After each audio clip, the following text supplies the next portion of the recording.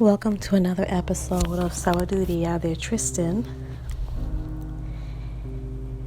So it's been a while since I've done this. I've been trying to do an episode, possibly one a week. And, life gives you lots of distractions, lots of things to pay attention to. We are still experiencing the coronavirus. We are experiencing protests. Excuse me. We are experiencing lots of turmoil lately. Florida has entered phase 2, if I didn't mention that in the last episode. So we are slowly opening up. And although we are slowly opening up, because of the turmoil, because of the virus, because of a lot of strenuous circumstances, I see a lot of businesses closing. Some small, some big. Lots of changes are happening. And human nature is rearing its head. Change is a very scary thing. There are people out there going crazy over change.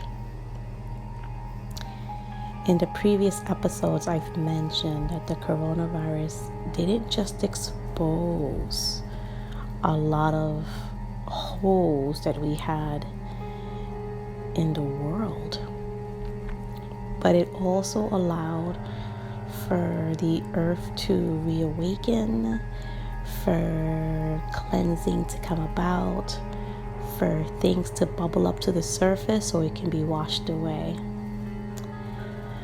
According to yoga philosophy, when someone is going through yoga, because yoga is not just an exercise like we know it here in America. Yoga is so much more deeper than that. It's in Sanskrit, it means unity. And it means you are uniting not just your physical body with your breath. That's the physical basics. I'm losing my voice here, I'm sorry. But it's also your unity, your union with your physical presence, your spiritual presence, your mental presence, your emotional presence, with the energy around you, the energy universally in the grand scheme of things. So you're uniting yourself with a greater source of energy. So if there's a lot of issues that divide us, it's meant to come out. So for example, when I first started my journey with yoga, I wasn't a very calm individual. Matter of fact, I had a lot of emotional anxieties. I felt lost. I felt so disconnected with everything around me. The only thing that kept me focused, really, were my children. And even when I was younger, my studies kept me focused because I always had to be an A student. I couldn't come home with anything less. My parents did not expect me to do anything less than an A, so I had to come home and accomplish that, and that caused me extreme anxiety when I was younger. So I always turned to yoga for breath and for serenity and just to be calm.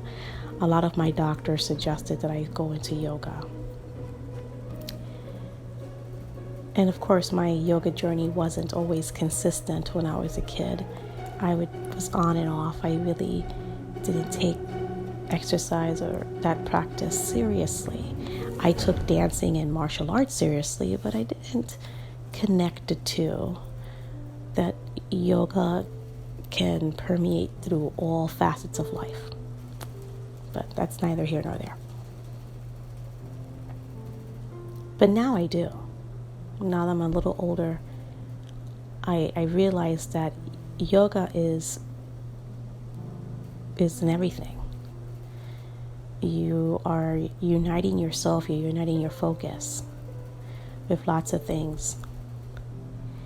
And I wrote a workbook / workshop about some the Yoga Sutras and some techniques, some steps that I have found that have brought me a little bit closer to being balanced and focused and getting stable.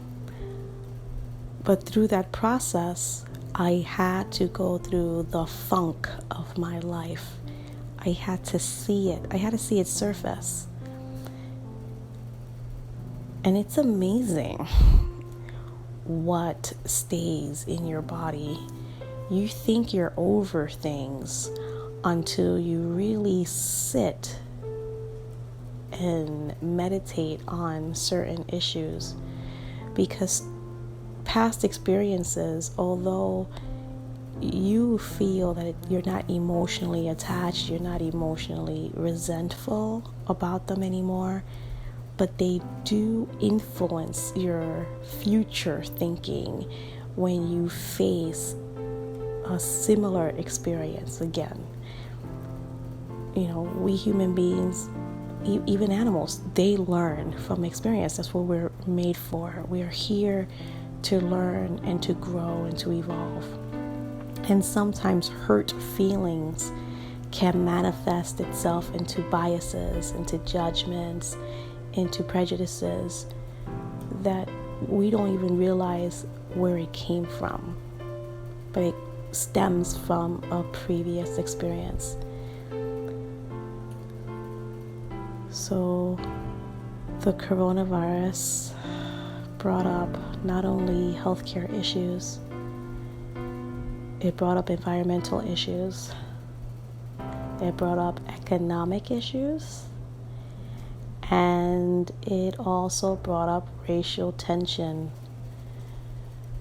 I mean, for the past couple of years, racial tension was bubbling up to the surface already, as well as economic problems, and people saw holes in healthcare service. We saw it. It wasn't oblivious, because if it was oblivious, we wouldn't have Obamacare or the fights about affordable health care and these bills and insurance companies running amok. So these issues were there, but they just weren't in your face to everyone as they are right now.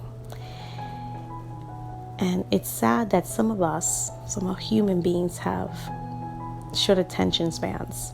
We go with what's right in front of us. So a lot of people are thinking, well, apparently we don't have to worry about the coronavirus anymore, since people are protesting over racial turmoil, over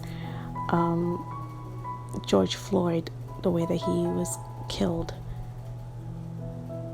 You don't have to agree with me of whether it was a hoax or not.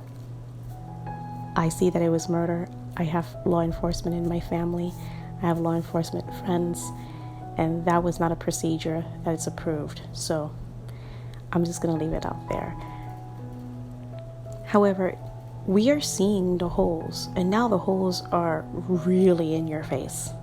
And that is what yoga did for me. Yoga brought out the pain that I had for years, and it still does. It is a journey. It is not a final destination. It's a journey, because we are humans, and some of us have great memories, and we hold a lot of emotion. We hold a lot of hurt within our bodies.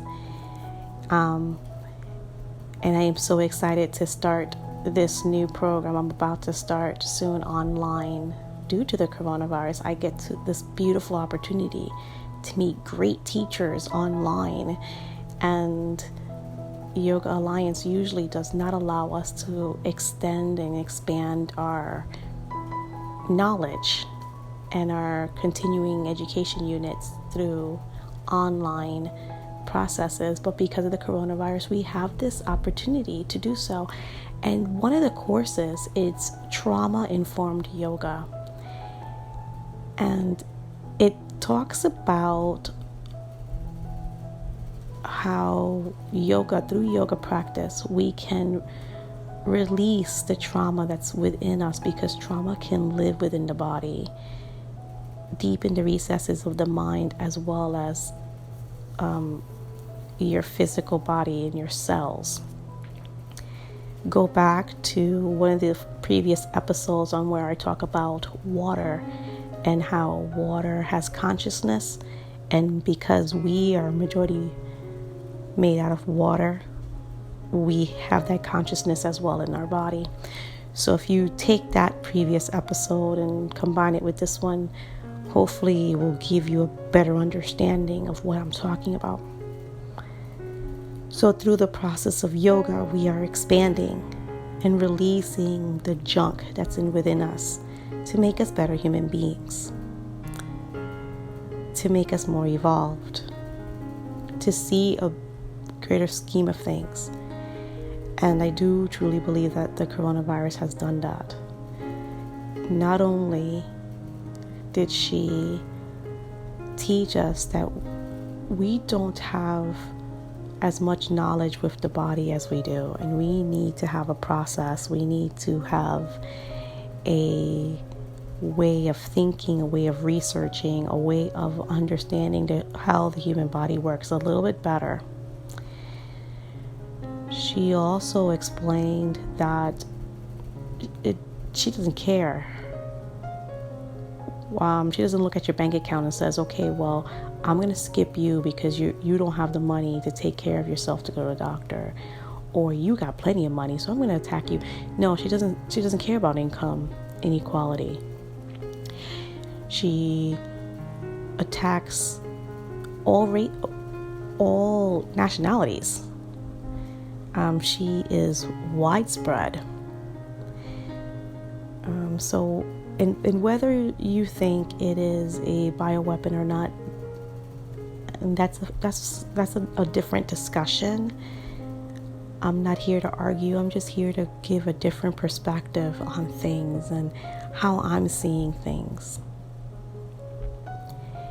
This is completely amazing to me, how the coronavirus really exposed a lot of issues that should be and can be fixed, or certain problems that has restricted us from being united. And of course, different people have different experiences. Different people react to change and react to injustice, react to different things differently. Some people who have done wrong and are very embarrassed about being caught doing wrongdoing will attack you, because you're attacking their integrity, you're attacking their morality, so they're going to attack you as a defense mechanism. Some will, go inside of themselves and attack themselves. Some will rise up to the challenge and change. So, a lot of people are very different, very, very different. And that's what I'm seeing right now. I'm seeing a lot of people just reacting in different ways. And we're getting so angry because deep down, we're just all scared. Deep down, we are panicking. How are we going to feed our families? How are we going to pay our bills? How are we going to pay our car? We need the car to go to work, and I can't even afford to pay for gas and the vehicle to get to work. I need food and the prices of food is rising. The banks are panicking because no one's being able to pay their payments. So now they're holding on to debt. Hospitals, people aren't paying their hospital bills, and because hospital bills are so high and so astronomical, but people can't go back to work, so they're losing work. A gentleman went to work, caught the coronavirus, got sick, recovered, can't go back to work now because his body is just not able to function the same way it functioned prior, and his employer doesn't want him back because he already had the COVID. So it's a vicious cycle that's appearing its ugly head right now. And yet, we're not seeing the bigger picture. This is necessary. All this that's happening is so necessary for us to cleanse and evolve as a species. The environment is recovering. This is the time to increase those environmental protections. Because if we can protect the planet will protect us and provide us the resources we need to fight off diseases. Give us better quality food. It's a win-win for everyone. And if we can find a new way of being economically successful and prosperous as a world, as a planet, it's a win-win for everyone.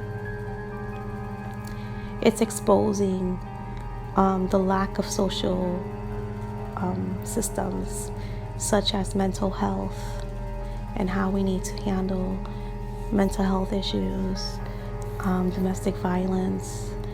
I mean, it is bringing up rages in ways that no one anticipated. And it just, I'm seeing it all. And it does disturb me, but it also brings me hope, because I went through that same process myself through yoga. And that is what the workshop that I have written mentions, is those little steps and how it helps you to peel those layers of onions that we have and allow us to reveal our evolved true spirit. In the previous episode, I mentioned that I believe that there are no such thing as coincidences. Coincidences is God just working under disguise. And as I'm talking to you about this episode about how the coronavirus brought up the ugly so we can wash them away and fix them and cleanse them, it's in our face. So either we're going to be oblivious to the issues that are bubbling up in the surface and in our face right now, or we're going to face them head on so it can be clear and we can move on. My son, my youngest, like I said, the coronavirus is a beautiful thing. It really has brought my family a little bit closer. I mean, we were close before, but now it's really brought us closer. He was introduced to this new show. It's on Disney Plus. What a beautiful network. Okay, I've gone on a tangent again. And he was introduced to this show by my ex-husband, his dad. And it's called, it's a good question. I can't even remember. But it's about a little boy named Milo Murphy. There we go. And Milo Murphy is the descendant of the original individual that created Murphy's Law. So if no one knows what Murphy's Law is, and if you do, I'm just going to repeat it anyway.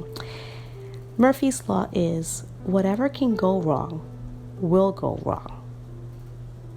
And this little boy, along with his father, because it travels along the male line, has the unfortunate life that if something can go wrong, will go wrong.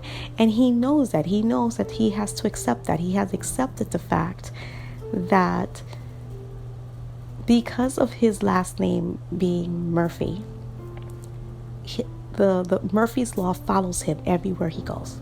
So he carries a backpack because he is completely prepared for anything life throws at him, literally.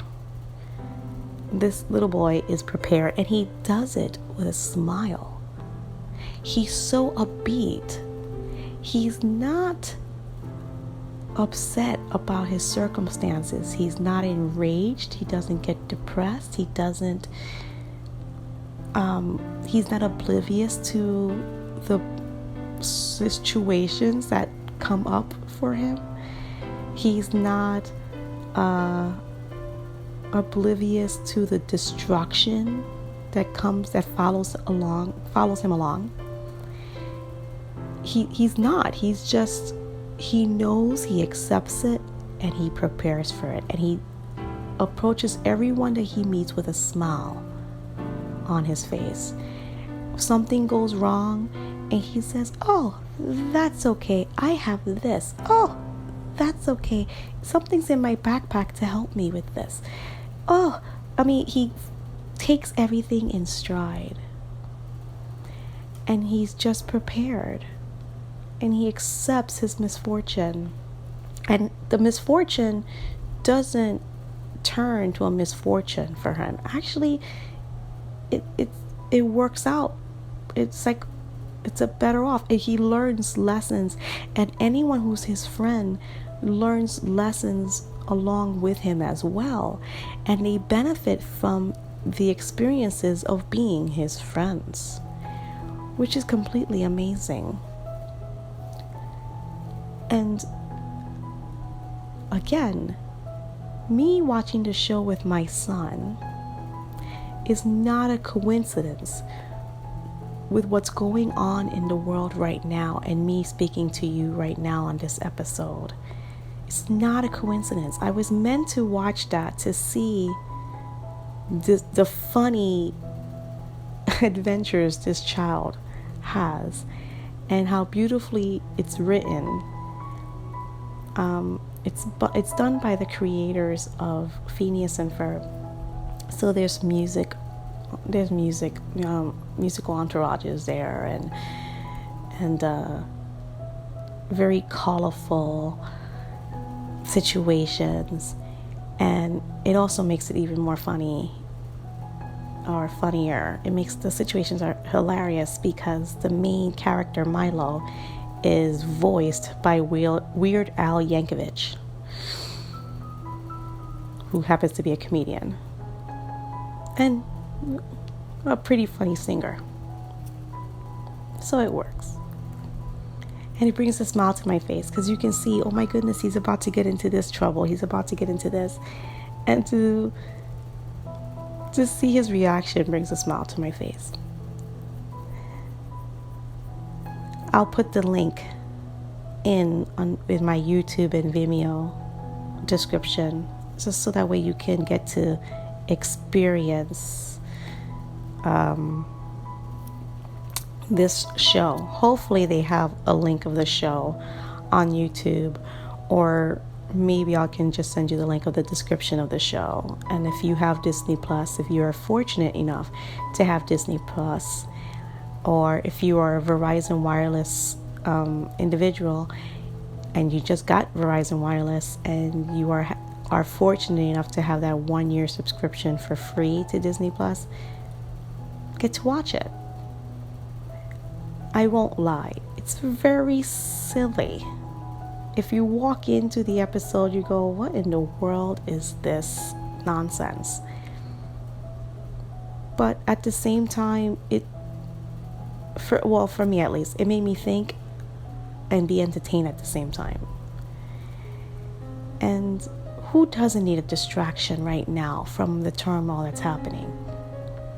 Who doesn't need an uplifting scenario of a kid who has Murphy's Law? Everything and anything can and will go wrong, but yet he lives his life with a smile, content, joyous, and happy to just be in it, even though he knows that everything and anything will go wrong. What type of message is that? Doesn't that message uplift you a little bit? Doesn't it give you hope in the world where you see a lot of chaos? Some people just can't live in chaos. Some people relish chaos and can create beautiful artwork and get passionate about their lives and be creative when it comes to anything. When they have chaos, it's like chaos gives them an opportunity to blossom. And some people, when they see chaos, crumble. So for those of you who crumble, here is a little spark of hope. Watch that show. It's entertaining, even if it's, full of silly scenarios. Just watch it. Give yourself a laugh. Laughter has a higher frequency. It brings you to a higher level than being sad. It literally, sad is a lower frequency, so it brings you down. But laughter lifts you up. So why don't you just, my prescription for you, and I really don't, I can only give prescriptions for exercises because being a personal trainer and yoga instructor that I am, I can uplift you and give you assignments for life, for spiritual life coaching. So here is my prescription for spiritual life coaching for you. Here is your assignment. Watch the show. Find a spark of hope in your life. Focus on a higher plane. Focus on the divine. And you will see your perspective in life change. I am not saying to put on rose-colored glasses and ignore the issues that are coming about. No, that's not what I'm saying. We need to see them. Because in order for us to see them, that is how we can fix them. We need to find a solution. But I would need you to see that spark of hope so that way you can move forward. Love your life so you may live it and make the changes you wish to see. As Gandhi said, be the change you wish to see in this world. Expand your horizon, expand your vision, expand the love. Love is such a powerful energy. It can change lots of things. And there are several degrees to love. I don't need to agree with you. I don't even need to like you to love you. To love you solely means that I respect your right to live. I don't need to agree with how you live. I don't even have to like the way you live. I don't need to like your mind. I don't need to like anything. But I need to love you because you are a creature of the divine just like I am. And if I believe that the divine leaves a spark of light, of source, in each and every creature on this planet and other planets, and that light within me is the same as the light within you, I must love that light because it's me and it's part of the source, whether or not I like you. And those are just my thoughts. So thank you again for listening. Thank you for coming back to Sabiduria, the Trystin. I hope I dropped a bucket of hope, or maybe a drop, or a whisper, whatever. Brought a smile to your face. See the issues. Be the change you wish to be, you wish to see. Have hope. Don't get overwhelmed by everything that's going on. And may the light in me honor the light in you always. Namaste.